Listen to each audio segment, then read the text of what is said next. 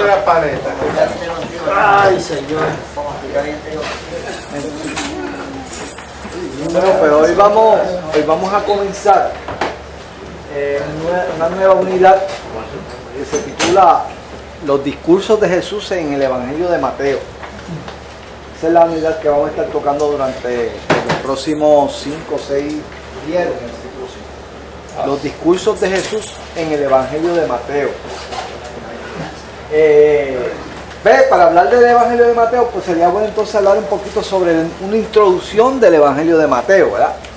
Ustedes saben que hay cuatro evangelios: el Evangelio de Mateo, el Evangelio de Marcos, el Evangelio de Lucas y en el Evangelio de Juan. Y cada uno de estos evangelios pues fue escrito a una audiencia diferente, ¿verdad?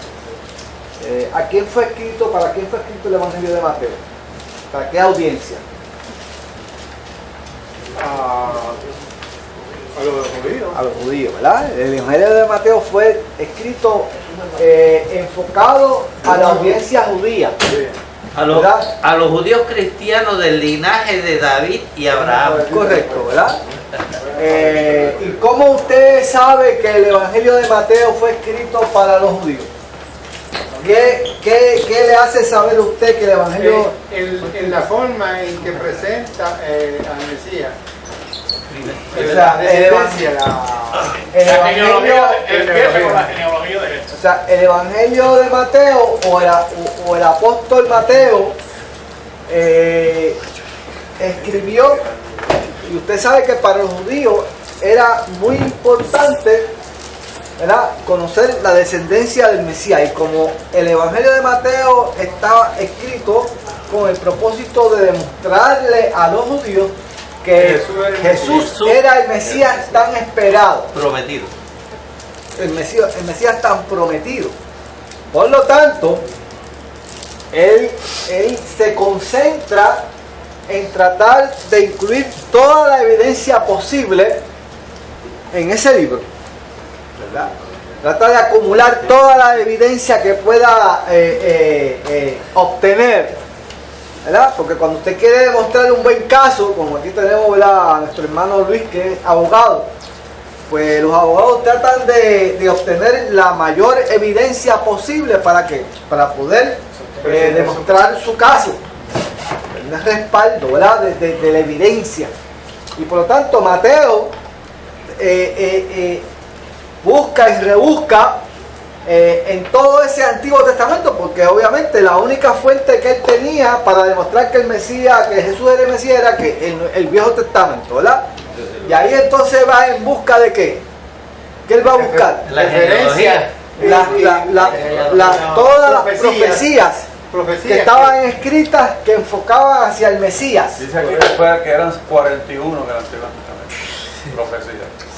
Ese evangelio incluye una cantidad tremenda de porciones bíblicas del Antiguo Testamento, porque el propósito de él era demostrar que Jesús era el Mesías, y él va a buscar y como estaba escrito, esa frase usted la va a encontrar muchas veces en el Evangelio, ¿verdad?, de Mateo. ¿Por qué? Porque el propósito era demostrar que Jesús era el Mesías. Por lo tanto, ese evangelio va enfocado en eso. Y por eso es que ese evangelio comienza con ¿qué? Con la genealogía. El primer capítulo de Mateo es presentando la genealogía desde Abraham hasta ¿dónde? Hasta Jesús, ¿verdad? Hasta Jesús. Por lo tanto, nosotros nos vamos a enfocar solamente en esta unidad. Vamos a hablar solamente de los discursos de Jesús en Mateo. Hay cinco discursos de Jesús en Mateo. ¿Quién me los puede mencionar? ¿Cuáles son esos 5 discursos? El primero es el Sermón del Monte, ¿verdad? De hecho, se considera el discurso más largo que Jesús pronunció, y está en el Evangelio de Mateo. ¿Cuál es el otro discurso de Jesús? Los pobres en espíritu. Ese es parte del Sermón del Monte. Cuando usted lee el Evangelio completo, va a ver que el Evangelio está dividido en 5 discursos, ¿verdad? El primero es el Sermón del Monte. El segundo es el ¿qué? El discurso de las instrucciones de Jesús a los discípulos para ¿qué? Para evangelizar. ¿Okay? Las instrucciones de Jesús para evangelizar, ¿verdad? Luego viene el discurso de ¿qué? De las parábolas, ¿verdad? Esas parábolas que se comparan al reino de los cielos es pues, semejante a aquí, ¿verdad? A un hombre que sembraba por el camino, o sea, va a encontrar, pues ese es el tercer discurso que hay en el Evangelio de Mateo. El cuarto discurso, ¿cuál es? El cuarto discurso es sobre ¿qué? Sobre los discípulos, cómo los debemos tratar, cuál debe ser la actitud entre ellos, ¿verdad? Entre ellos, nadie, yo no quiero ser el más grande de todos, ¿verdad? ¿Se acuerdan de ese discurso, verdad? El más grande de los cielos es el más ¿qué? Es el más pequeño, ¿verdad? Ese es el cuarto discurso. Y el quinto y último discurso de Mateo, ¿cuál era? ¿De Jesús en Mateo? ¿Ah? El discurso de las señales del último tiempo. El discurso de las señales del último tiempo. O sea, 5 discursos básicos en ese evangelio. Y como ustedes ven, pues, básicamente él redondea su libro pues, en base en esos 5 discursos. Por lo tanto, ese evangelio es muy importante. Dicen los teólogos que pudo haber sido el primer evangelio, escrito más o menos desde el 55 al 65 después de Cristo, antes de la destrucción del templo de Jerusalén, en el año 70 por el general Tito. Otros dicen que no, que el primer evangelio fue Marcos. Y que Mateo y Lucas extrayeron, ¿verdad?, evidencia de Marcos para sus escritos. O sea, hay esas dos vertientes, ¿no? La tradición le adjudica el evangelio a Mateo. Usted sabe que Mateo, el otro nombre de Mateo, ¿cuál es? En la Biblia. ¿Cuál es el otro? Leví, ¿verdad? ¿Y Leví era qué? ¿Qué era Leví? Era un cobrador de impuestos. Era un cobrador de impuestos, ¿verdad? ¿Se acuerdan? Jesús lo reclutó, ¿verdad? Por lo tanto, eso es lo básico del Evangelio de Mateo. De hecho, tiene que haber sido primero que el de Lucas, porque Lucas tal vez puede ser. Sí, no. Sí, la disyuntiva es quién es el primero, o Mateo o Marcos. ¿Cuál era el segundo? Lucas se sabe que es el que.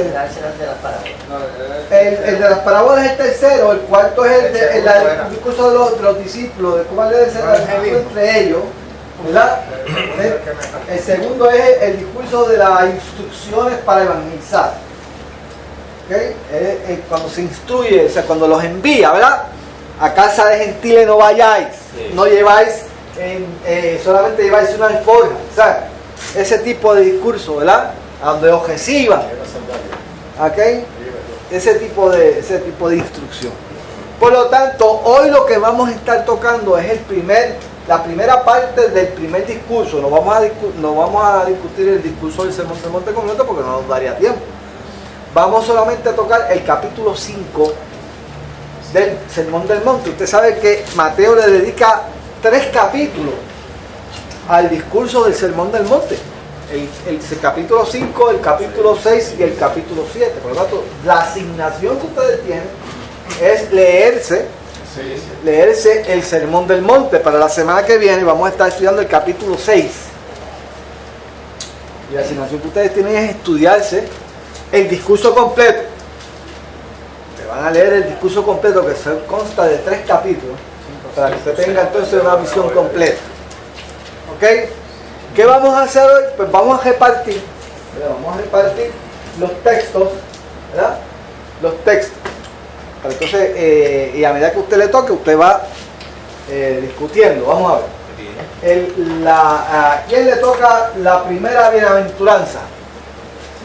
Vamos a empezar por aquí. Usted le toca la primera bienaventuranza. La primera bienaventuranza, que eso está en el Evangelio de Mateo, capítulo 5, versículo 2. ¿Eso para la semana que viene o para hoy? No, para hoy.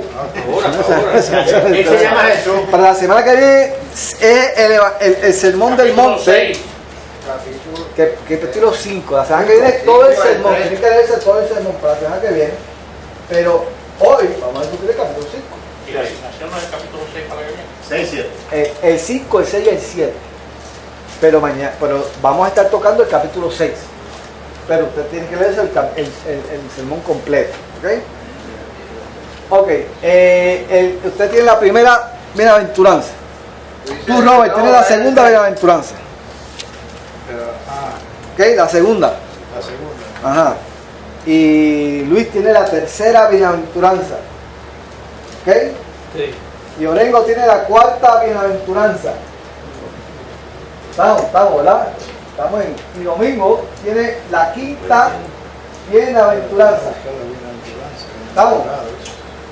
La quinta, los misericordiosos, ¿verdad? Tienen los misericordiosos. Los que tienen hambre. Los mansos. Y los que lloran. Yo soy los machos. Tú tienes la quinta. La tercera. Y los que tienen hambre, los misericordiosos. Los de limpio corazón. ¿Verdad? De la 6. El 3 es el Usted primero. tiene los Los pobres de pacificadores. espíritu.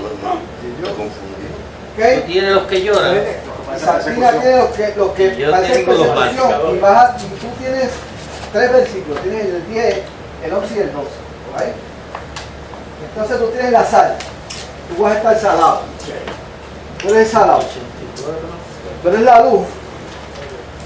Que el salón tiene el 13. Tú tienes 14 y 15. Y tú tienes hasta el 16, correcto. Tú vas a tener del 17 al 20. ¿Ok? Del 17 al 20. Israel, tú vas a tener del 21 al 22, 21 al 21. Vamos a llegar hasta la 22. Sí, vamos 21 y 22. Y tú tienes no adulterarás, que es del 27 hasta el 30. ¿Ok? Acuérdense que son 6 ejemplos. Él va a presentar 9 bienaventuranzas, que es el carácter de los ciudadanos del reino, porque acuérdense que el Evangelio de Mateo, el tema central del Evangelio de Mateo es ¿cuál? Es el reino de los cielos. Recuerda que Juan el Bautista, lo primero que dice, ¿qué dijo Juan el Bautista? ¿Qué fue lo primero que dijo Juan el Bautista? Arrepentíos, Porque el reino del reino se ha acercado. Se ha acercado. Hay que ambular primero. ¿Entiendes? ¿Entiendes? Yo te doy el cue, yo te doy el cue. Arrepentido por el reino. Entonces se acerca. Ese es el lema, ¿verdad? Por lo tanto, está las 9 bienaventuranzas, que es el carácter de los hijos de ese reino. ¿Cómo debe ser el carácter de los hijos de ese reino? ¿Verdad? Luego viene que la respuesta a los que tratan de ser del hijo del reino, la respuesta del mundo a los que tratan de ser hijos de ese reino. Y luego va a venir que la influencia de los hijos del reino aquí, hacia ese mundo, la respuesta de los hijos del reino hacia el mundo. Y luego Mateo va a hablar de qué, de la coyuntura que hay entre el nuevo pacto y el viejo pacto. Lo nuevo con lo viejo, que no es ni nuevo ni viejo, es lo mismo, es una continuidad, ¿verdad? Que es lo que trata de establecer Mateo. O sea, no son dos cosas diferentes, eso no viene a traer algo diferente, es lo mismo. Sino que uno valida al otro. Y eso es lo que le toca hablar eso es lo que le toca hablar a Juan. Juan tiene que hablar de eso, esa coyuntura, esa continuidad. ¿Ok? Y luego Jesús va a hablar de 6 ejemplos de cómo es la verdadera interpretación de qué, de la ley. Estamos claros, ¿verdad? 9 bienaventuranzas, la respuesta al mundo hacia esos hijos del reino. ¿Cuál es la respuesta de los hijos del reino hacia el mundo? La coyuntura que hay entre entre lo de atrás, lo del pasado y lo presente, ¿ah? Y los 6 ejemplos que él va a traer de cuál es la verdadera interpretación de los mandamientos. Vamos, el hermano que llegó tiene el 31 al 32. Mateo 5, 31 al 32, que es el divorcio. El divorcio. Y mi hermano Eddie, aquí la gente tiene que trabajar enseguida. Aquí estudiar y no puede trabajar, no puede estar aquí. Sin abrir Aquí tú ponchas y rápido empieza a trabajar, no después de eso. Tú vas a hablar de los juramentos. Eddie, juramento. Yo, juramento. 33 al 37. Escogieron el Por eso dije cuando me votaron. Y mi hermano va a caminar la segunda milla. Del 38 al 42. Tú vas a caminar la segunda milla. 5, 38 al 42. Me falta uno que es el próximo que abre la puerta por ahí. Mateo 5, Josita, por favor. Ah, pues le damos esa Josita. No, Josita no va a venir hoy porque Talí salió hace poco de aquí pintando. No, pero yo le pregunté, claro que voy. Digo, claro que voy a buscar. No viene. Bueno, el próximo que entre y se le da la última cita. Pero todos están claros, ¿verdad? Esa cita que yo les di, usted la va a leer y cuando le toque, usted entonces la va a discutir. Pero quiero que tenga más o menos algo global de lo que queremos, ¿verdad? ¿Estamos claros? Estamos claros. Mateo 5. ¿Ah? El 5 Tú tienes los juramentos, ¿no? Tú ya tienes los juramentos. Que es del 33 al 37. Y mi hermano tiene del 38 al 42. Hasta la segunda milla. Estamos cuadrados, ¿verdad? Cuadrado.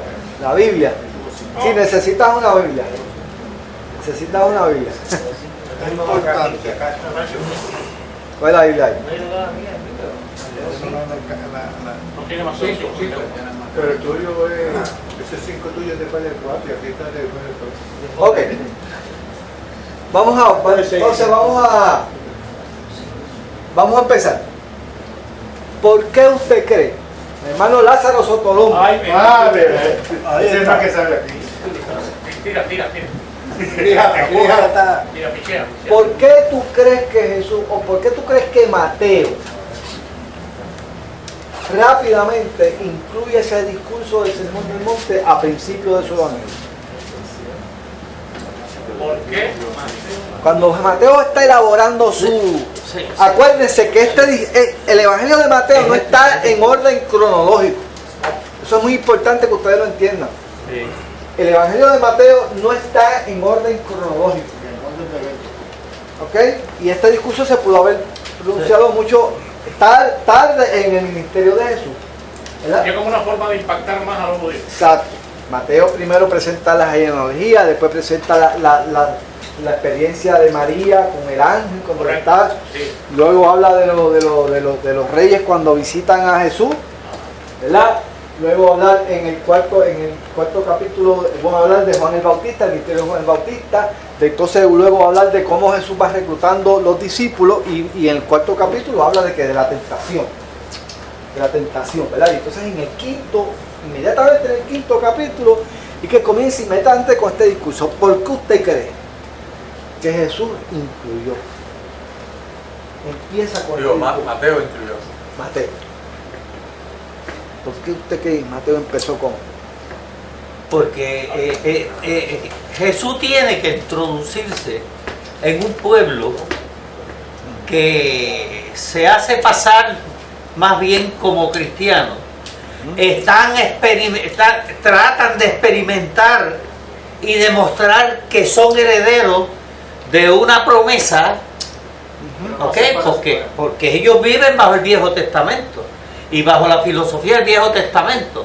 Y Jesús tiene que que no, debe traerle... ser, que no debe ser una filosofía diferente a la nueva. No debe ser, no debe ser diferente, pero que ellos la vivían diferente. Okay. Y entonces Jesús tiene que traerle un mensaje para decirle, hay unas promesas, la ley es esta, pero el comportamiento o sea, no es el que ustedes están O sea, que es un discurso confrontativo. Con la religiosidad y la legalidad. O sea, Con lo legalista, es un ese es discurso el confrontativo, o sea, es un discurso revolucionario. Es la cosa.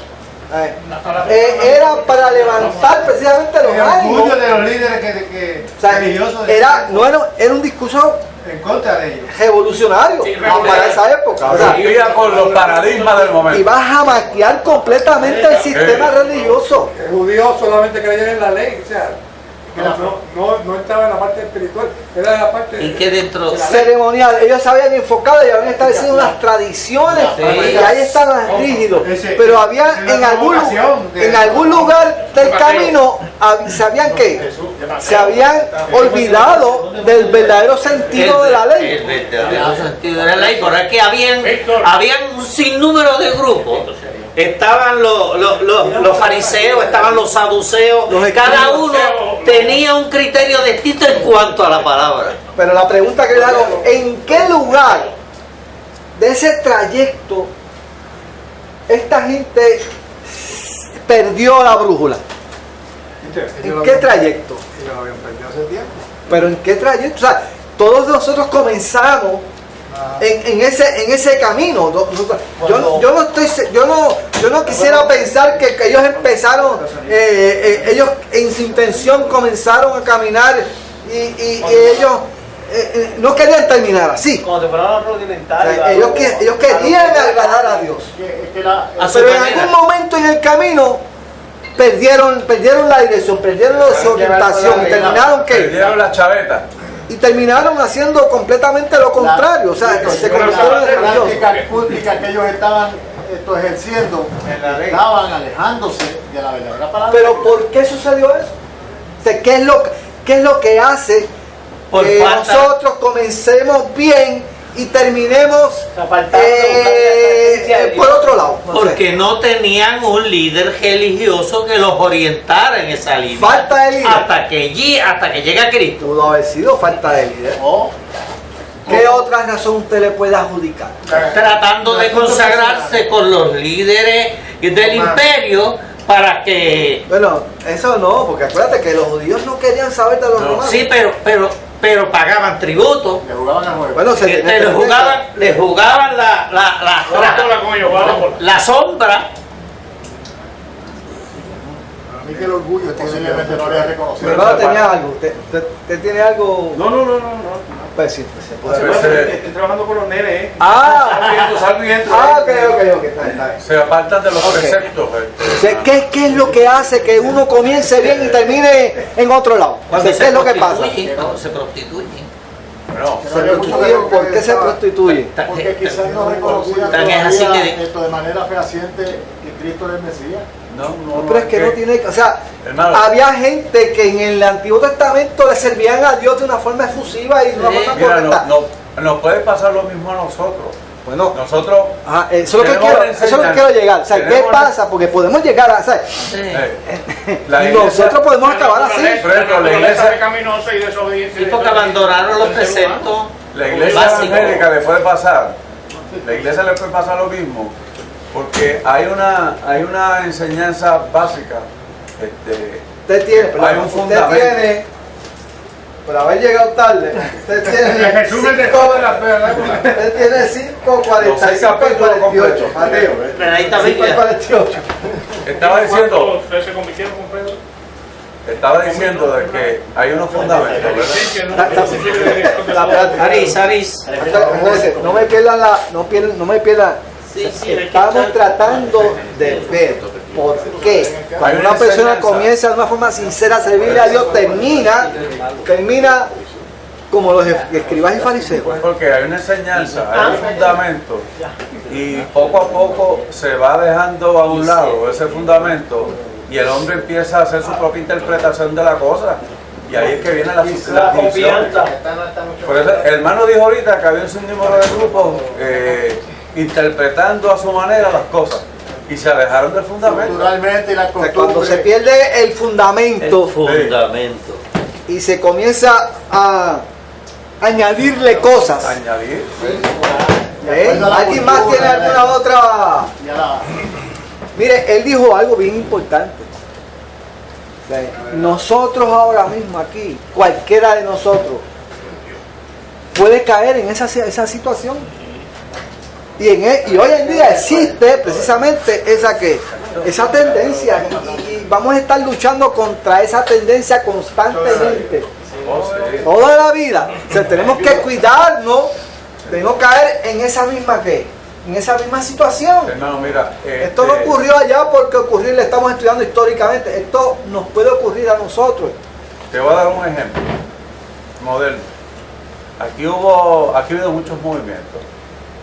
El movimiento Creciente en Gracia, impactante, a través del satélite logró millones de personas en el mundo. Su prédica, porque tuvo un muchacho que vino a Cristo a través de un grupo nuestro, que se fue con ese grupo. Él me hablaba de todo lo que él percibía y todo lo que se analizaba ahí, y todo estaba by the Bible. Bíblico. Sí. Pero ¿qué pasa? Empezaron a añadir unos ingredientes. Por ejemplo, la predicación de todo el grupo era la única que la daba el que finalizó, y creo que está muerto, no sé si está muerto, siendo el Cristo hombre. Él no permitía de que se predicara otra cosa que no fuera lo que él decía. Y el mensaje prácticamente texto por texto.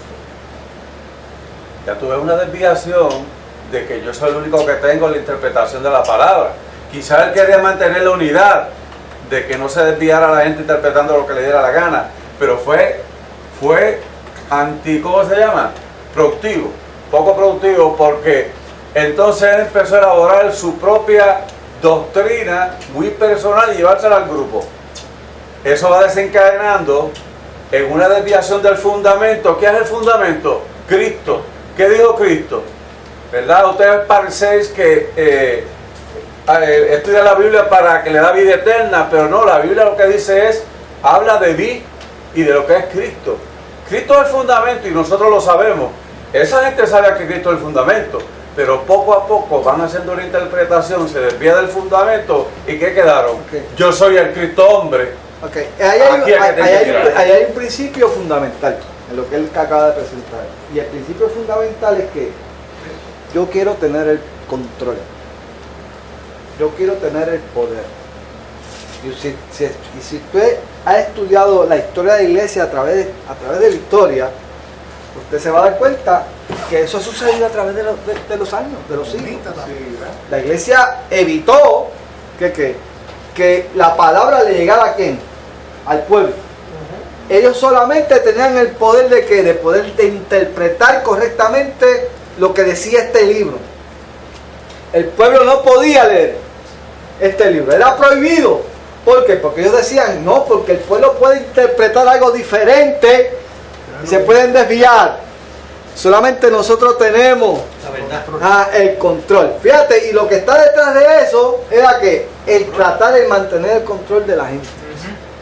Y eso es un principio mundano. ¿Por qué? Porque el mundo te va a inculcar a ti como el que tiene el poder, el control. Eso es lo que te inculcan constantemente. Sí. Yo quiero siempre estar allá arriba. ¿Ok? Por eso es que este discurso es tan confrontativo. En parte tenían una razón. Porque sabía que el pueblo no estaba preparado. No, porque no estaban preparados. Y no querían preparar a propósito. Las confusiones. Exacto, o sea, mientras el pueblo se mantuviese ignorante, pues era fácil controlarlo. Si usted estudia la historia de la iglesia, usted se va a ver las barbaridades que hizo la iglesia, el nombre la muerte, el nombre de la iglesia, cómo la iglesia se hizo cargo, controlaba imperios, componía y quitaba reyes. La iglesia, que no tenía nada que ver con eso. Pero lo que quiero decir es cómo es que podemos caer en esa situación, ¿verdad? Y este discurso del Sermón del Monte nos da la clave para nosotros no caer en semejante situación. Por eso es que este discurso es tan confrontativo, porque le va a maquiar el sistema religioso de la época y del sistema religioso a cualquiera de nosotros. Podemos decir que iba a sentar las bases a volver todo lo que se había perdido en ese camino, ponerlo en su sitio. Exacto, y por eso es que lo plantea al principio, porque dice, estos son los fundamentos de lo que Dios quiere con nosotros. Así es que Dios nos quiere. Así es que Dios nos quiere. ¿Verdad? Por lo tanto, por eso es que es tan importante esto. La que tú estudias estas cualidades del ciudadano del reino, del hijo del reino, porque son fundamentales para nosotros. Y si nosotros nos metemos esto entre la cabeza, se nos va a ir afuera el orgullo, se nos va a quitar el deseo de poder, el deseo de tratar de que nos den reconocimiento, porque eso está aquí. Eso está aquí, eso está dentro de nosotros. ¿Entiendes? Y a todos nos gusta que nos reconozcan. A todos nos gusta que nos digan, mira, tú es tremendo. Naturaleza humana. La naturaleza humana le gusta eso. Mira, hermano, otro ejemplo sencillito y perdone. Yo no sé por qué, y eso está pasando en las iglesias nuestras. Pues es que es fácil brincar de un lado a otro. ¿Cuál es la idea de ahora de que algunos se llaman apóstoles? Porque ese es precisamente el apóstol fulano de tal. Sí, porque quiere se establece jerarquía, inconscientemente se establecen jerarquías, se establecen órdenes de importancia, lo cual eso no es lo que Dios quiere. Inconscientemente caemos en eso. ¿Okay? Por lo tanto, ¿cómo va a comenzar Jesús su discurso? Por el libro. Todas las características de los que le siguen. Víctor, Primero, No, él va a cejar con broche de oro. Porque ya repartimos. Fíjate cómo va a comenzar él. Fíjate cómo va a comenzar él. Vamos a ver. Ajá. Yo tengo, Dios habla hoy, dice, dichosos los que reconocen su necesidad espiritual, pues el reino de Dios le pertenece. Okay. ¿Qué comentario usted? ¿Por qué comenzó Jesús con esa bienaventuranza? De todas las que tenía, comenzó con eso. Acá en la versión tradicional habla de qué? De los pobres en espíritu. De los pobres en espíritu. Versión en Dios hablador dice necesidad espiritual. Es lo mismo. Y tenemos la necesidad de dejarnos sentir en la carne, apartarnos del mundo, apartarnos de las cosas materiales y en realidad envolvernos totalmente en las situaciones y cosas espirituales que nos van a llevar a ganarnos el reino de Bienaventurados los que reconocen su necesidad espiritual. ¿Quién tiene algo que aportar? Cuando dicen los pobres en el espíritu. Los pobres en el espíritu, necesidad Ahí espiritual. se refiere, mi punto personal, a que lo puedo visualizar. Bienaventurados los humildes, porque el que es soberbio, aquel que quiere estar arriba y sobresalir, a lo que usted se asume, como un mensaje de una vez el pastor que presentó un niño, ¿te acuerdas? Incluso los 12 discípulos que quieran ser grandes, mire para abajo. Pero el niño cuando mira hacia arriba. Porque hay que ser humilde como un niño. Pero una persona puede ser humilde y no necesariamente reconocer necesidad espiritual. Sí, porque la necesidad espiritual y la humildad no es lo mismo, pero caminan a la par. Bueno, yo puedo ser humilde y no sé usar mi necesidad espiritual. Pueden desviarse. Sí, es que cuando se comprende que uno es pobre en espíritu, entonces sabe que necesita más de Dios. Pero una persona que reconoce su necesidad espiritual sí va a ser humilde. Sí, va a ser humilde. Sí. Una vez la reconoce. Una vez la reconoce. Los pobres en el espíritu son los que son O sea, ricos. un rico Puede ser Por lo pobre. tanto, que es una persona que tiene Pero pobreza no es pobre, espiritual. no es pobre El porque- punto que quiero traer a colación, Ajá. que no quiero que me interpreten, es que Jesús siendo rico, se hizo pobre. ¿Pobre en qué? En que dio su vida por nosotros.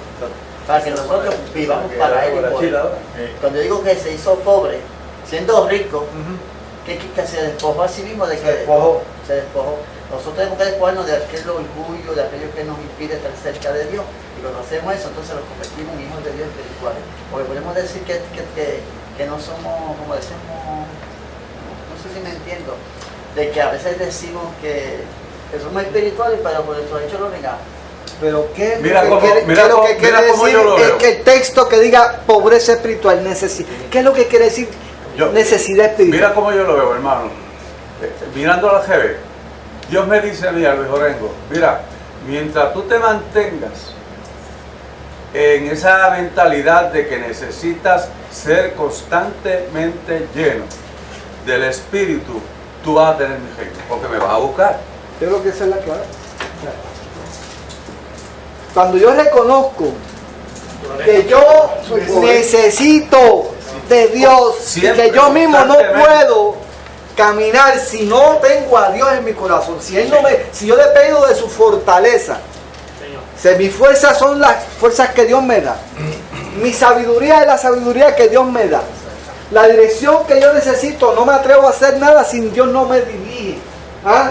O sea, esa búsqueda continua de Dios, esa pobreza, porque el que hace eso reconoce que él no puede, reconoce de total dependencia de Dios.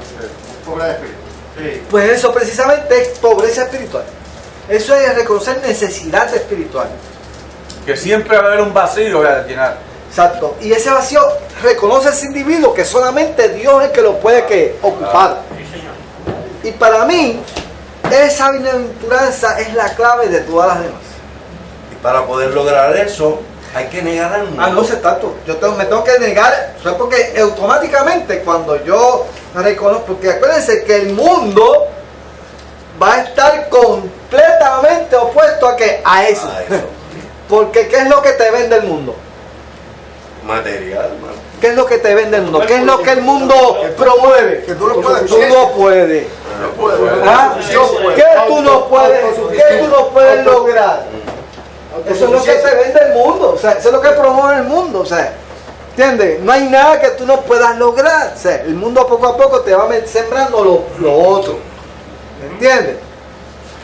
Y hay muchas iglesias que terminan tratando de venderte que tú lo puedes, que tú lo haces, que para ti, o sea, y terminan en la no dependencia. Hay que tener mucho cuidado con eso, ¿verdad? Hay otra cosa, el pobre de espíritu acepta que Dios está primero que todo en todas sus cosas. Correcto, sí, ¿sabes? Dios es primero, ¿entiendes? Primero. Y él adelante y yo detrás, yo lo sigo. ¿Entiendes? Por eso es que esa bienaventuranza es tan importante, porque eso eso fue como una espada cortante que le llegó a los fariseos y a los escribas, y a los fariseos y a los saduceos, porque lo de ellos era que ellos querían tener el poder religioso de quién, de la nación. Eso nos lleva primero a Abraham. Eso nos lleva a Abraham. Exacto. ¿Entiendes? Abraham fue padre de la fe, porque creyó y estaba consciente de que sin Dios él no podía hacer. Por eso es que en cada lugar estableció un altar a Dios, vivió una vida en comunión con Dios, ¿verdad? Ahora, esa es la primera. La segunda, ¿cuál es la segunda? Mira, Santi iba a decir algo. Sí, lo que pasa es que se habló ahorita de que el pobre de espíritu está constantemente reconociendo que necesita del espíritu, pero nunca lo van a completar, porque siempre va a estar buscando en la búsqueda de. El mismo Pablo lo dijo. Cuando me dijeron, ya tú con lo que tú has hecho, yo, no, todavía estoy buscando. Mira, si el mismo salmista lo expresa en el Salmo 42. ¿Ah? ¿A dónde me iré después? Así como el siervo brama por las corrientes de las aguas, así claman por ti, oh Dios, el alma mía. Mi alma tiene sed del Dios vivo. O sea, el salmista reconocía que la sed, el agua, es vital para nuestras vidas. Y él sabía que sin esa agua espiritual él no podía sobrevivir. ¿Entiendes? Pues así mismo nosotros tenemos que ansiar. Nuestra vida espiritual se apaga si no nos conectamos con esa fuente de Dios. No, y la satisfacemos, pero después nos da más sed. Exacto. Fíjate, hermano, en Alcoya Bichuela yo a la gente le hablo de, cuando me hablan, mire, y eso de Espíritu Santo y que la gente, yo le he dicho, mira, lo que pasa es que somos un componente de tres cosas, que es el cuerpo, la voluntad y el espíritu. Y fíjate, se pueden definir con facilidad las primeras dos, que el cuerpo y el alma. Pero el espíritu, que la gente cree que es sencillo, es un poco complejo, pero está bien el alcance, si uno entiende, de que el espíritu es como decir el canal exclusivo que pone Dios en el hombre, para que el hombre tenga que llenarlo.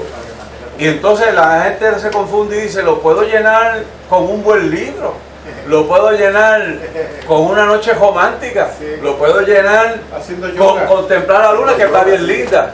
Pero eso es tan poco. Está diseñado para que esté solamente principal es Dios. Y si tú te llenas el espíritu de la presencia de Dios y el servicio a Dios, lo tienes en cantidades industriales, pero nunca se deshaces. No. Tienes lo suficiente. Sí, porque el ser humano también hay que pensarlo, hermano. El ser humano es conformista. Y mucha gente tiene un poco de algo y ahí se queda. Lo que nos está diciendo este salmo, este texto es que no sacen, no te conformes, sigue buscando el Espíritu para que pueda aspirar al aspecto de Dios. Esa es la clave, O sea, nunca pensemos que podemos hacer las cosas por nuestra propia... necesitamos de Dios. Totalmente. Usted puede tener un doctorado, usted puede tener maestría, usted puede tener todos los títulos del mundo. Usted necesita de Dios. ¿Sabe lo que dice en Job? Hay un pasaje que dice, ¿qué es la sabiduría y qué es la inteligencia? La sabiduría proviene de Dios, eso está claro. ¿Tú sabes qué dice Job que es la inteligencia? Apartarse del mal. Exacto. Dice que el principio de la sabiduría es que el temor a Jehová. ¿Y qué es el temor a Jehová? Reconocer que Él es Dios, que yo soy su criatura, eso es todo. Y que sin Él nada. Ese es el principio de la sabiduría. Si eso está frente a mí, mira, si el consejo de Dios a Abraham, ¿cuál fue? Abraham, anda delante de mí y sé perfecto. Se reconoce que yo estoy al frente de ti todo el tiempo. Y la medida que tú lo hagas, tu caminar va a ser perfecto. ¿Entiendes? Eso cae sin santidad del Señor. Seguro. Porque cuando usted está delante de Dios, vas a hacer las cosas que Dios le agrada. Porque la misma brillantez de Dios va a hacer que tú bajes tu cabeza. Tú no puedes estar delante de Dios con la cabeza erigida. Porque la gloria de Dios va a hacer que tú te humilles. Por eso es que el que más cerca está de Dios, más humillado está.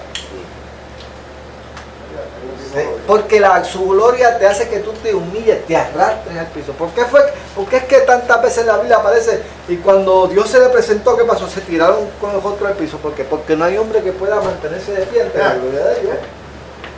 No lo hay. Cae redondito. Que redondito. Ok, segundo, porque si no...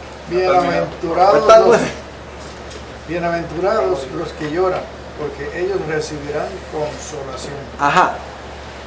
Bueno, los que sufren, recibirán consolación. ¿Y ese sufrimiento de qué? ¿De qué viene ese sufrimiento? ¿Por qué? Porque yo puedo sufrir porque le metí una pedra al otro y me están persiguiendo y voy a sufrir.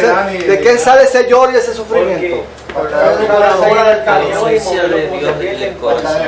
la persecución que uno puede tener. Bancarrota espiritual. Esa capuja. Se la usa completa porque es la que el azúcar se revienta.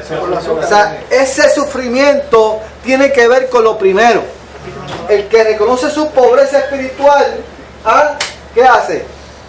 Dice, o sea, cuando, mire, nosotros somos seres humanos y las extremidades las usamos en cualquier momento, las metemos hasta. ¿Ah? Y ese sufrimiento mío de que de tratar de hacer, de reconocer que quiero hacer las cosas bien y a veces no tengo la necesidad no tengo o que hice algo mal, entonces apelo a la y conciencia hace que yo llore. Exacto. Esos van a qué, dice que van a qué, Van a ser consolados. van a ser consolados si hay arrepentimiento. porque la justicia de Dios es perfecta. ¿Usted sabe cuántas veces yo le he fallado a Dios?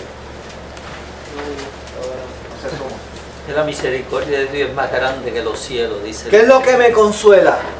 Que la justicia de Cristo es perfecta. Exactamente. Que Él me perdona, abogado tengo para con el Padre.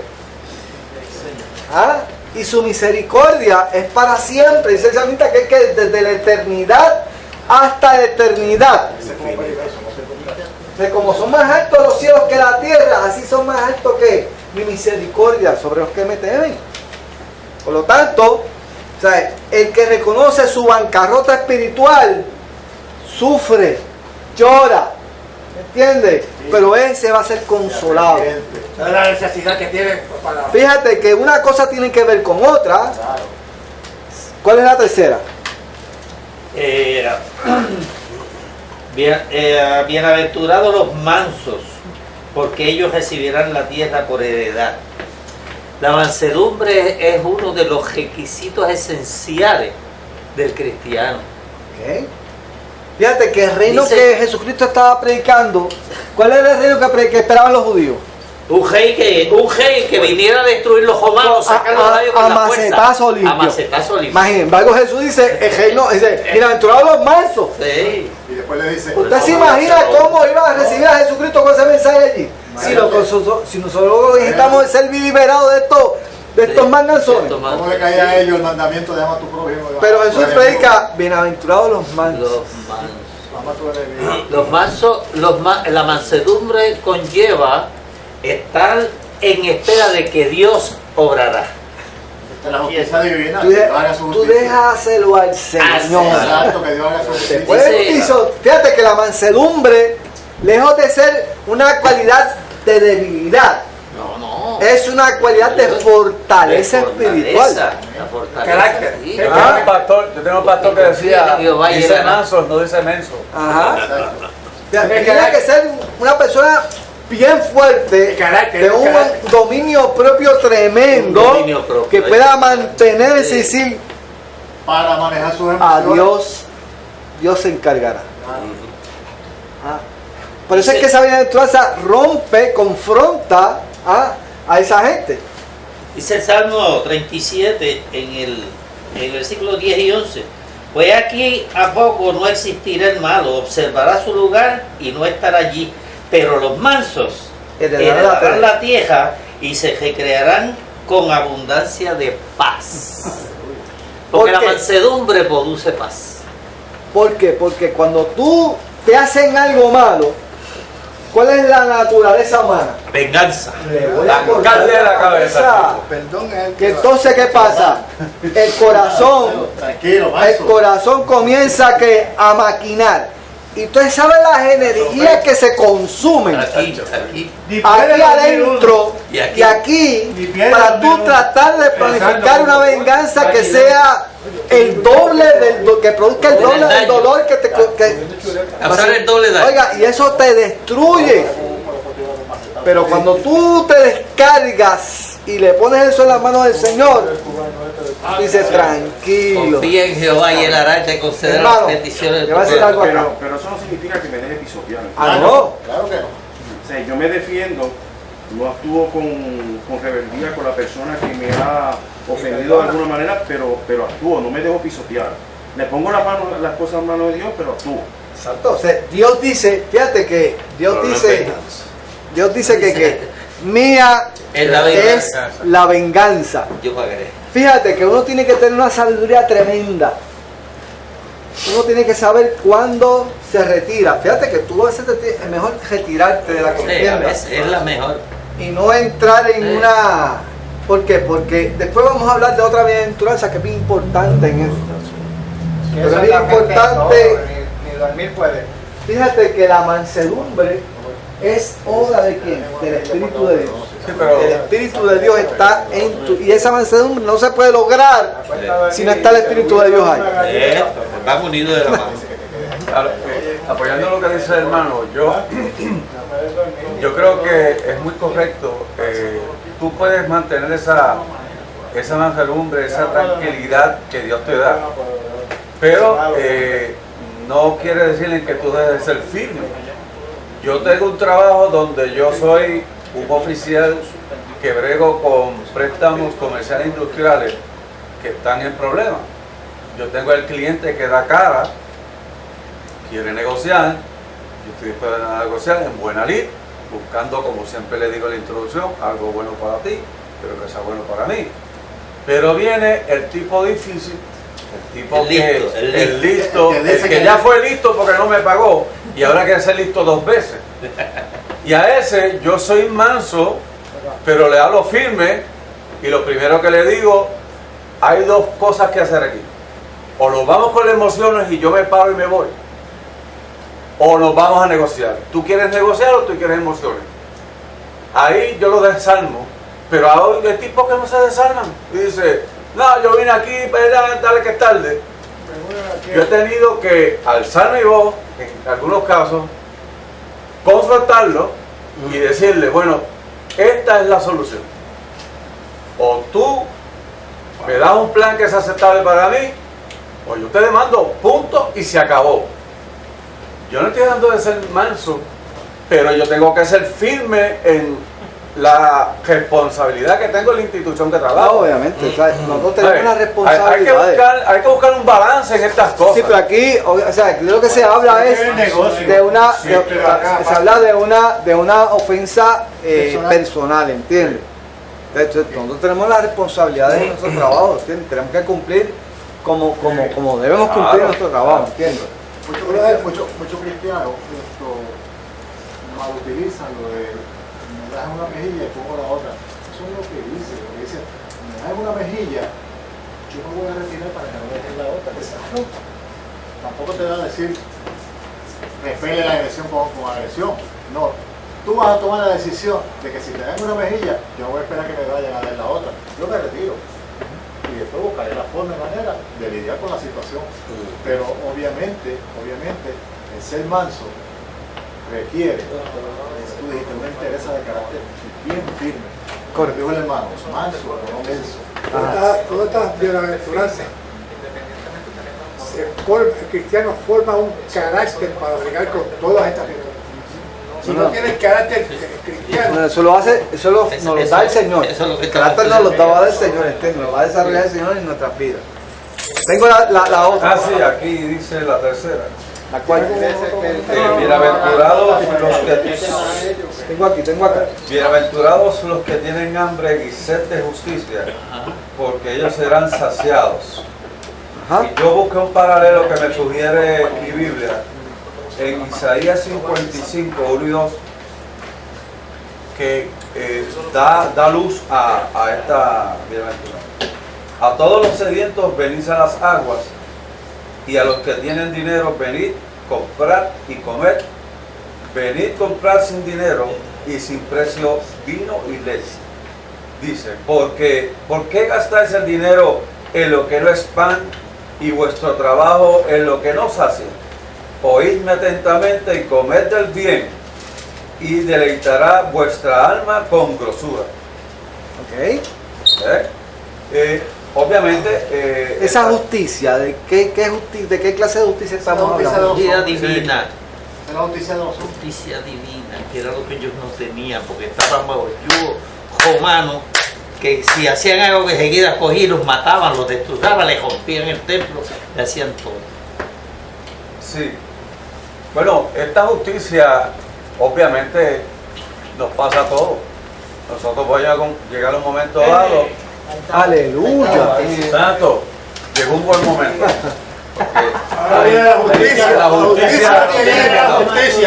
Justicia, quítese un peso de encima. Me voy a quitar el peso de encima. Desde que vayan uno a uno y no dos de gol. Echen, no cojan.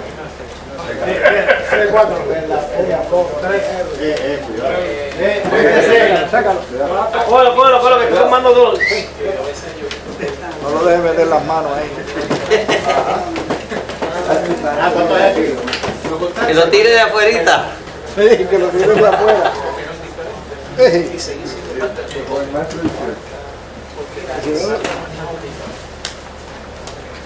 Fíjense hermano, que nosotros tenemos que interpretar esta bienaventuranza con el contexto histórico que estamos tratando. Lo que está pasando en ¿Cuál era el en ese contexto momento. histórico? ¿Cuál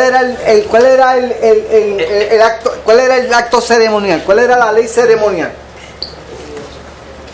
Pues, la mayoría de la gente, primero, muchos de ellos no tenían ni dinero para poder ofrecer un sacrificio.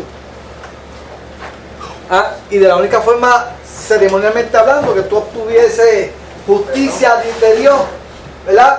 Ser justificado era que, pues a lo mejor tenías que ir a donde los fariseos a decirle, mira, yo necesito un corderito para pagarlo, para poder celebrar. O sea, esa justicia solamente algunos las podían, y tú los veías allá en el templo y eran los que estaban. O hacer lo que hizo la viuda con fue que se y aquel publicano decía, Señor, sé propicio a mí, que soy pecador. Pues ese tipo de justicia, esa justicia es la que por eso es que está todo conectado. Más aún los que iban a buscar el animalito para sacrificio que no tenían, venía uno que era de los representantes y le vendía a uno que no cualificaba y se lo vendía, él mismo se lo proporcionaba, el que no estaba cualificado.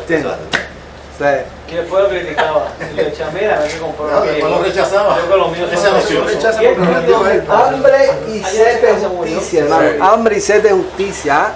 Cuando realmente deseamos la justicia de Dios, ¿verdad? Que sea la que nos justifique, la que nosotros no nos merecemos, pero la gracia de Dios hace que seamos justos delante de Dios. Oiga, qué terrible es esa justicia, no la que gratuitamente Dios nos la concede por su gracia,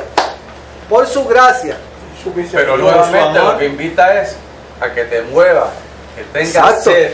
Que tengas sed a reconocer, que tengas hambre y sed de justicia. Mingo, Misericordia. ¿qué dice el próximo? Dale, Mingo. El próximo. Bienaventurados los misericordiosos, porque ellos alcanzarán misericordia.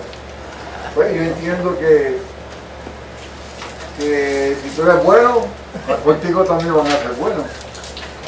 No necesariamente, pero No necesariamente. La misericordia. Pero hay que practicar la misericordia. Fíjate que para ser misericordioso uno tiene que ser que.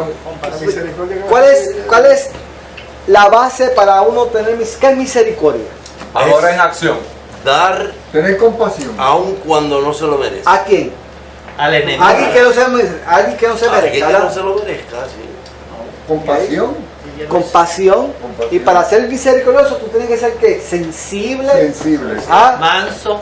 Tienes que ser todo uno. Porque probablemente la misericordia a veces se le da a quien no se lo merece, o a alguien que realmente esté completamente en miseria y tú te mueves a misericordia. Esa es la clave, moverse. Te mueves, las entrañas se te conmueven. En la parábola del buen samaritano hay dos personajes, el que se mueve y el que lo ve de lejos y pasa. No se conmovió. Y ese era religioso. Y el inactivo. Exacto. Cuando se te conmueve, se mueve. se le conmueve las entrañas, pero eso es porque dice yo puedo estar en esa situación, ¿verdad? ¿Entiendes? Y se conmueve, ¿verdad? El amor de Dios lo constriñe a moverse, ¿verdad? A identificarse con el dolor de esa persona, ¿verdad? ¿Entiendes? Y probablemente cuando uno ve a una persona que nosotros decimos, no se merece que yo le haga este acto de misericordia, pero cuando tú lo ves, dices, realmente vale la pena, porque esa es la única forma en que esa persona entienda el amor que Dios tiene, porque mire, el amor de Dios no que se hace con el amor? ser humano no entiende el amor de Dios, es bien difícil. Pero Cuando no se lo merece, lo hace con a amor. través de un acto de misericordia es la mejor oportunidad que usted tenga para llevarle que un mensaje divino a esa persona que, porque la va a impactar, la va a impactar, ¿verdad? Dávila, no, tú estás por acá. No, Te moviste. Pásalo su nombre, tiene otra cosa. Tú, dale. Colombiano. Dale. ¿Lo cambiaron así? Ahí está. Sí, se cambió. Bienaventurados los de limpio corazón, porque ellos verán a Dios. Esa no es cualquier cosa. No. ¿Por qué esa bienaventuranza es diferente a las demás? Porque eso es que... Vamos a ver. ¿Por qué esa bienaventuranza es revolucionaria? La palabrita esa me gusta mucho. ¿Por qué es revolucionaria esa bienaventuranza? Todas las anteriores dependen de esta, prácticamente. Porque precisamente ahí existían muchos que se hacían pasar como unos servidores de Dios y tenían el corazón duro. ¿Por qué esa bienaventuranza es revolucionaria? Yo le pusiera esa bienaventuranza. Bienaventurados los que son sinceros y no son hipócritas, porque ellos verán a Dios. Bueno, exacto, la limpieza de corazón tiene que ver con verdadero, ¿verdad? Verdadero, O sea, la bienaventuranza limpio de corazón, actúa la persona. limpio de corazón, es que verdadero, una persona íntegra, una persona que sea de un solo que no está mezclada, una sola pieza. Pero fíjate, lo que la hace revolucionaria es que ellos verán a Dios. No todo el mundo. Oiga, pero es que hasta ese momento ver a Dios era imposible. Ver a Dios era imposible. Ellos decían, no hay hombre que pueda ver a Dios y que se mantenga vivo. Eso era lo que ellos hablaban. Limpio de corazón sano. O sea, hay una apertura a ver a Dios cara a cara. Fíjense que más adelante, diga usted mismo, ¿qué pasó? Diga. ¿Cuál fue el Venga Dios. Explícalo. Perdón. Usted está haciendo un comentario. Eso es. Hoy no se puso el tinte. O sea, lo que hace revolucionario es que nos abre la puerta para qué, para ver a Dios. Para el judío Dios estaba aquí. Bien lejos. A miles de años luz. No había posibilidad de ver cara a cara a Dios. Sin embargo, Juan en su evangelio, ¿qué dice? Juan en el capítulo 1, versículo 3, ¿qué dice? En la epístola de Juan, ¿qué dice? ¿Cuál es nuestra esperanza? Verlo cara a cara. Verlo cara a cara. O sea, esa bienaventuranza rompe y nos da la posibilidad al hombre, al ser humano, de ver cara a cara a Dios. Yo me imagino en ese momento histórico Jesucristo diciendo eso. Revolucionario dice, pero ¿qué está diciendo este? ¿Está loco? ¿Cómo un hombre puede ver a Dios cara a cara? Sí, porque el que veía a Dios moría. Lo más que tú podías hacer es que ¿qué era lo más que tú qué era lo que decía el salmista en el Salmo 24? ¿Qué decía el salmista en el Salmo 24? ¿Qué era lo más que podía pretender el hombre? Está en el Salmo 24. ¿A quién habitará en tu santo templo, el limpio de mano, puro, el puro de corazón? Pero dice, pero ¿quién aventurado dónde? En el monte santo. No era ver a cara a Dios, era llegar al monte santo. Era lo que más aspiraba. Pero ahora dice que el limpio de corazón verá cara a Dios. Nos abre las puertas, ¿verdad? Esa posibilidad, ¿verdad? ¿Cuál es la próxima? José. Pacificadores. Ajá. ¿Qué es un pacificador? ¿Qué es un pacificador? Es un mediador, una persona que está en medio de algo, de una discordia, y interviene para que ninguna de las dos partes llegue a fuerza o al entendido. Un árbitro. Los que traen paz. Es una persona que va a demostrar paz, va a demostrar templanza para poder calmar los ánimos de ambos lados. Fíjate que un pacificador es una persona que se preocupa y trata de evitar que se llegue a la confrontación. Porque a veces vemos al pacificador está mediando entre dos personas que se quieren entrar a batazo, ¿verdad? Pero el pacificador trata de que eso no llegue. Trabaja, se da cuenta de que hay animosidad entre una parte y otra y comienza a trabajar con las dos partes y evita por todos los medios que se llegue a esa confrontación. Pablo, y va mucho más allá, porque Pablo dice que somos ministros de ¿qué? De la reconciliación. Somos ministros de la reconciliación. El cristiano, el creyente que tiene que reflejar paz. ¿Ah? Y nosotros tenemos que tratar de reflejar esa paz al que está a reconciliar a ese hombre, esa mujer con el Señor. De Cristo. Correcto. Nosotros no podemos sembrar cizaña. Es lo mismo que mediador, ¿no? Nosotros podemos sembrar cizaña. No. Como la oración de San Agustín. Mediador, no. ¿Qué decía la oración de San Agustín? Decía, Señor, para yo Eso. el instrumento de haya discordia, llevar la alegría donde haya tristeza, llevar todas esas cosas. No es agitador. ¿Qué? No es agitador, eso es lo contrario. Agitador es que promueve la Mira, quería decir una cosita. El mediador, el pacificador, tiene que tener una gran virtud, y es que no se va a ningún lado. Tiene que ser totalmente neutral. Imparcial. Porque entonces la paz la lleva a medias. Mire, yo le voy a decir algo. La mayoría de las veces cuando usted va a mediar en un conflicto, usted se va a dar cuenta que las dos partes tienen un punto válido. Sí, cierto es. Las dos partes tienen un punto válido. Y usted dice, pero es que yo le entiendo, los dos tienen razón.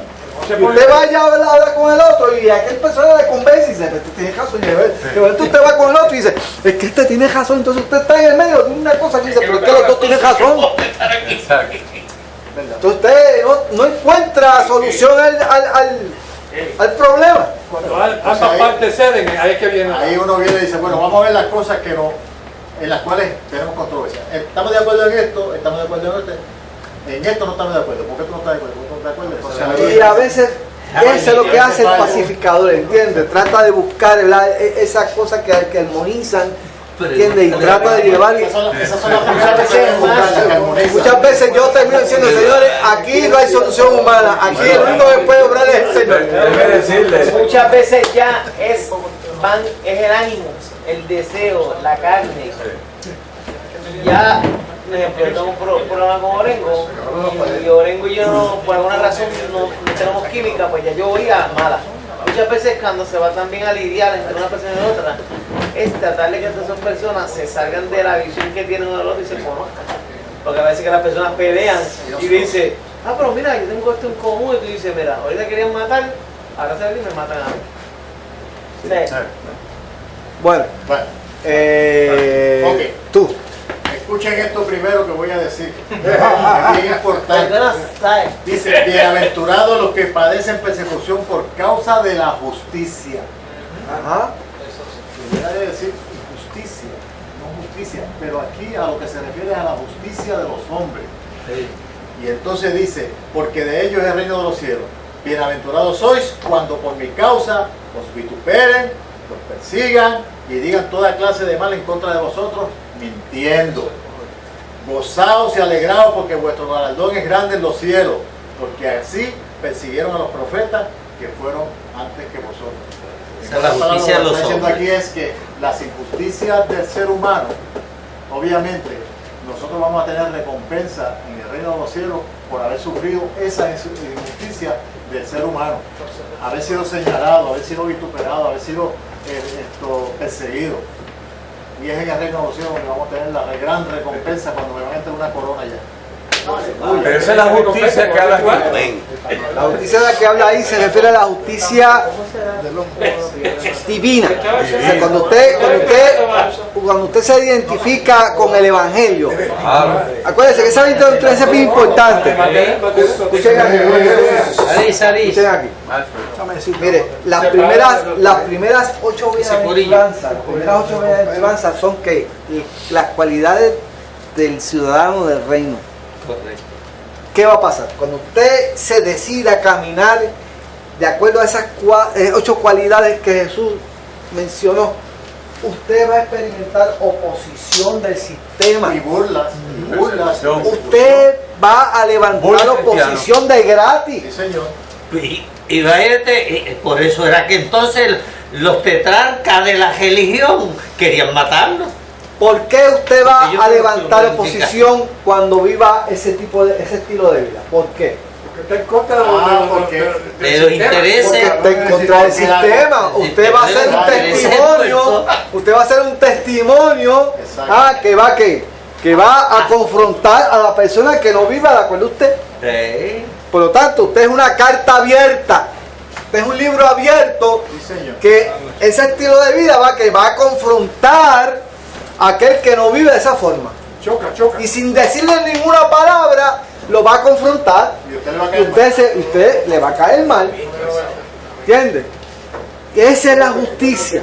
A causa de la justicia que usted está viviendo, que usted va mire, es una realidad. Jesús no le escondió esa realidad a los apóstoles. Se lo dijo desde el principio. Ustedes van a ser diferentes a los del mundo. Usted va a sufrir persecución. Ahora, ¿qué le dice?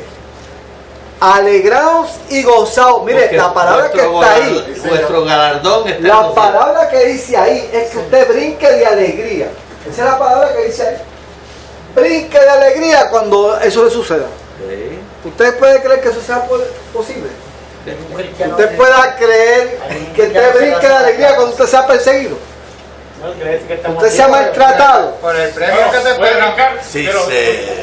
Mire, búsquese Primera de Pedro capítulo 5. Búsquese Primera de Pedro capítulo 5, versículo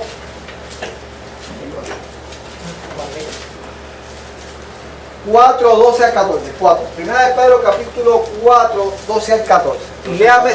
Léame ese versículo. Aquí está.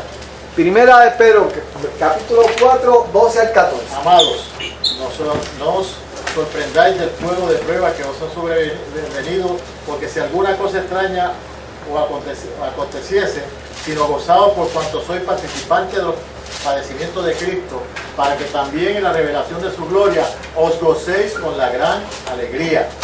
Si sois vituperados por el nombre de Cristo, sois bienaventurados, porque el glorioso Espíritu de Dios reposa sobre vosotros. Ciertamente de parte de ellos, Él es blasfemado, pero vosotros es glorificado. Mire, ¿quién dijo eso? Eso lo dijo Pedro. ¿Y de dónde sacó Pedro eso? Pero lo aprendió con el maestro. ¿Usted se cree que esa bienaventuranza no se le olvidó a Pedro? Y Pedro escribió eso estando viejo ya. Pero se acordó de que había escuchado de Jesucristo eso. Dice, mira, pero si eso me ha pasado a mí. O sea, a él le pasó. Por eso él dijo, no, si alguno piensa como cristiano no se avergüenza. Exacto. O sea, mire, hermano, eso que dice ahí, que van a brincar de alegría, que cuando tú estés frente a los tribunales, el Espíritu de Dios te va a dar a ti la palabra correcta, eso tú ni yo lo sabemos. Pero cuando pasemos por la situación, pasemos por la experiencia, el Espíritu de Dios va a hacer que tú brinques de alegría cuando eso suceda.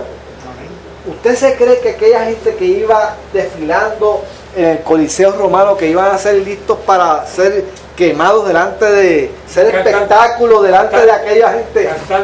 Mire, ninguno iba llorando. Ninguno iba llorando. Dios cumplió su promesa a cada uno de ellos. Nosotros no podemos decir eso porque nosotros, yo no sé, a mí no me ha pasado. Pero yo estoy seguro que Dios lo va. El mismo Esteban.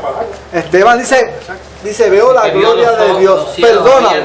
Pablo fue impactado por la experiencia de Esteban. Pablo. Cada vez que le daban una piedra decía, Y él lo vio. Eso, Sí, Pablo eso es una promesa. Él consintió, él fue ¿Lo va a matar? Ok, vamos, el salado. El salado. ¿Y por qué dejaron este para última hora? Porque soy la sal de la tierra. Ay, vea.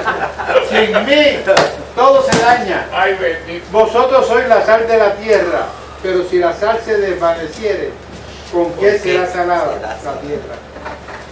No sirve para nada, sino para ser echada fuera y hollada por los hombres.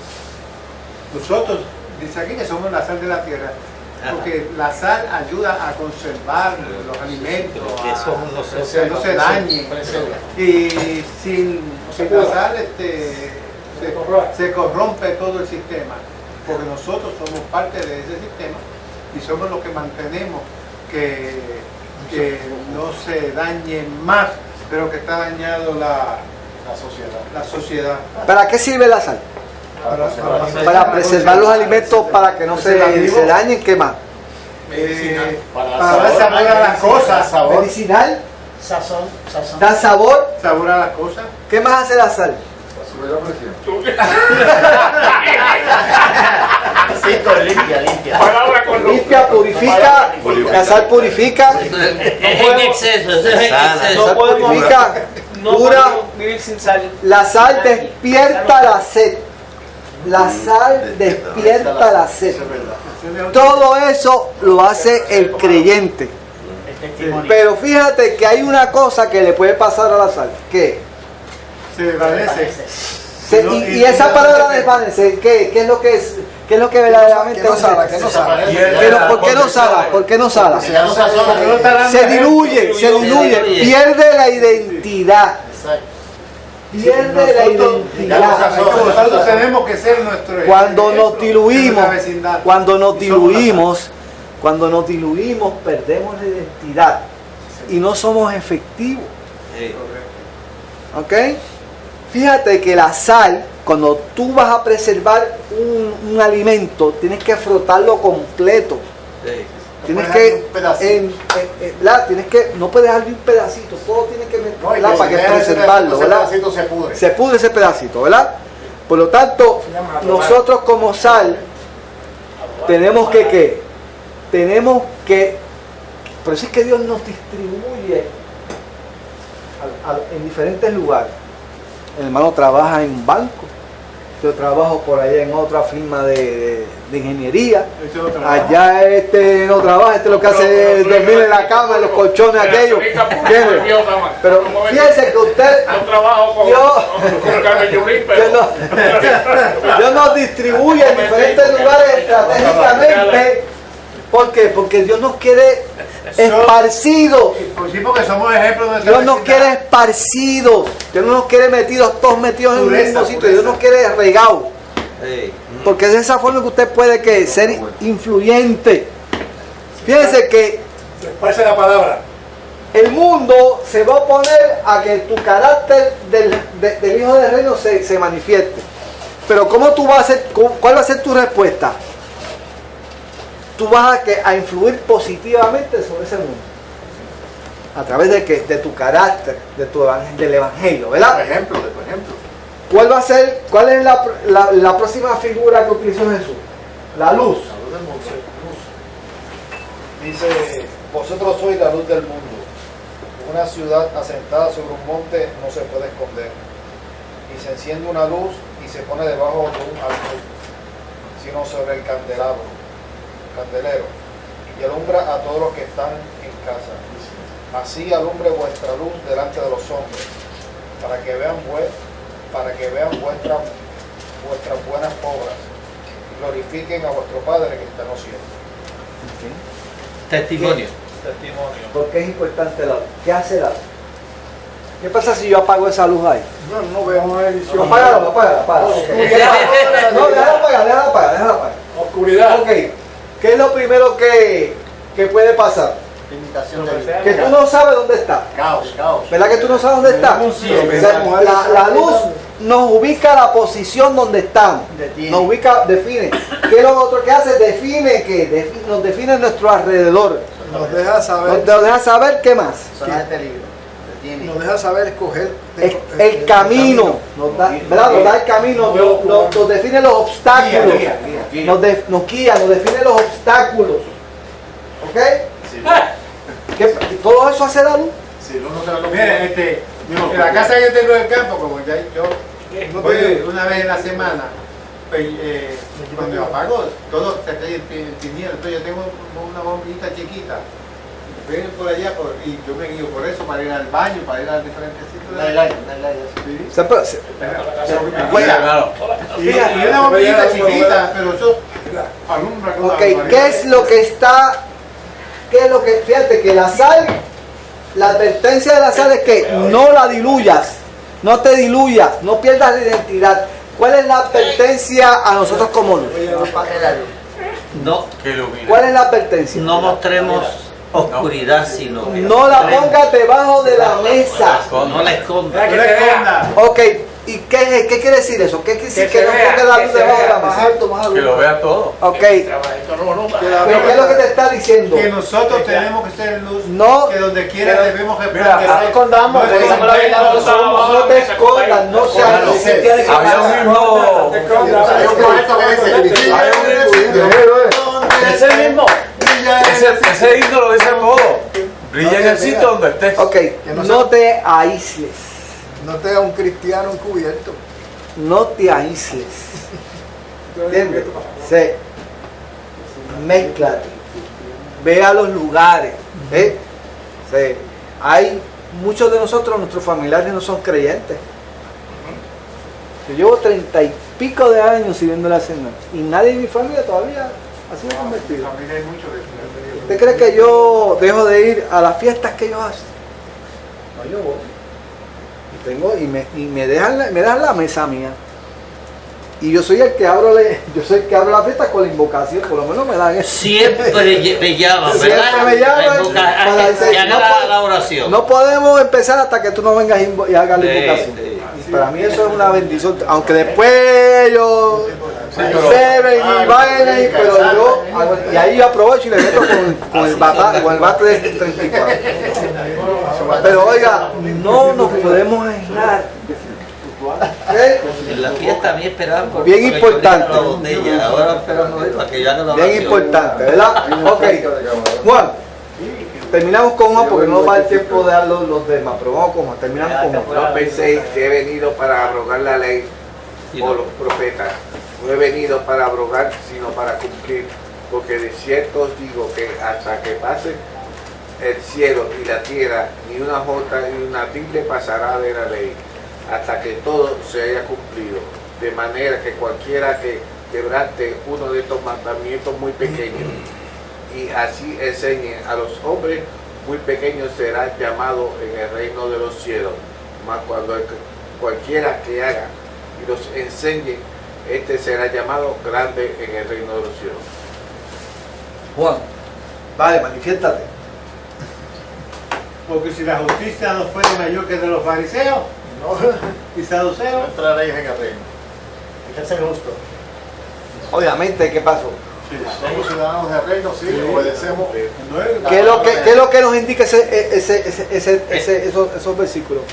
Que Jesús estaba siendo acusado. Sí. Estaba siendo acusado de qué? de no guardar la ley y guardar los mandamientos. ¿Por qué? Y él era mayor que los dos. ¿Por qué? Porque los mandamientos eran mandamientos de hombre, ¿verdad? Y ellos habían formado su propia ¿qué? Su propia ley, ¿me entiendes? Y como Jesús le estaba jamaqueando el palo, le está diciendo, todo eso que ustedes están haciendo está mal, ¿entiendes? Entonces decían, este vino para qué, para enseñarnos algo que es diferente, completamente diferente a lo que nos enseñaron nuestros padres. Ellos le abrogaban.